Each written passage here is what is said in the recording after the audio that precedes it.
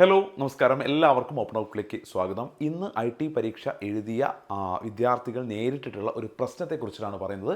നാളെയും മറ്റന്നാളും ഒക്കെ ഇനി അടുത്ത ദിവസങ്ങളൊക്കെ എക്സാം എഴുതുന്ന കുട്ടികൾ അതിനെക്കുറിച്ച് കൃത്യമായ ധാരണ ഉണ്ടായിരിക്കണം, അല്ലെങ്കിൽ നിങ്ങൾ ടെൻഷനിലായി പോകും. കാര്യത്തിൽ കിടക്കുന്നതിന് മുമ്പേ ഈ ചാനൽ സബ്സ്ക്രൈബ് ചെയ്യുക. നിങ്ങൾക്ക് IT പരീക്ഷയുമായി ബന്ധപ്പെട്ട് മാത്രമല്ല എല്ലാ സബ്ജക്റ്റുമായി ബന്ധപ്പെട്ടും വളരെ യൂസ്ഫുള്ളായ വീഡിയോകൾ ഞങ്ങൾ നൽകിക്കൊണ്ടേയിരിക്കും.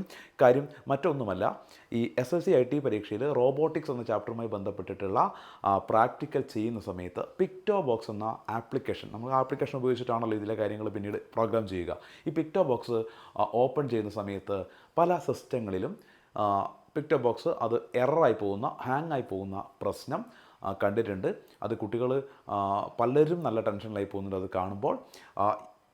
ഇന്ന് ഒരുപാട് സ്ഥലങ്ങളിൽ ഈ പ്രശ്നം, ഒട്ടുമിക്ക സ്കൂളുകളിലും ഈ പ്രശ്നം റിപ്പോർട്ട് ചെയ്തിട്ടുണ്ട്.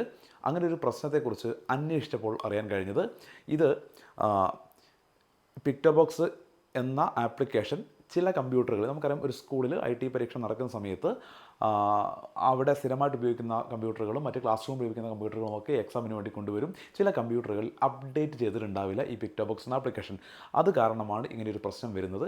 അത് പരിഹരിക്കാനുള്ള കാര്യങ്ങൾ ഓൾറെഡി തന്നെ അറിയിച്ചതാണ്. പക്ഷേ ചില സിസ്റ്റങ്ങളിൽ ആ അപ്ഡേഷൻ നടത്താതെ കൊണ്ടുവരുന്ന പ്രശ്നമാണ്. കുട്ടികൾ ഇതേക്കുറിച്ച് ഓർത്ത് ഭയപ്പെടേണ്ട ഒരു സാഹചര്യവുമില്ല. ഇത് ഒരു ടെക്നിക്കൽ ഇഷ്യൂ മാത്രമാണ്. ഇത് നിങ്ങളുടെ കുഴപ്പം കൊണ്ട് സംഭവിക്കുന്നതല്ല, നിങ്ങളെ അത് ബാധിക്കുകയുമില്ല.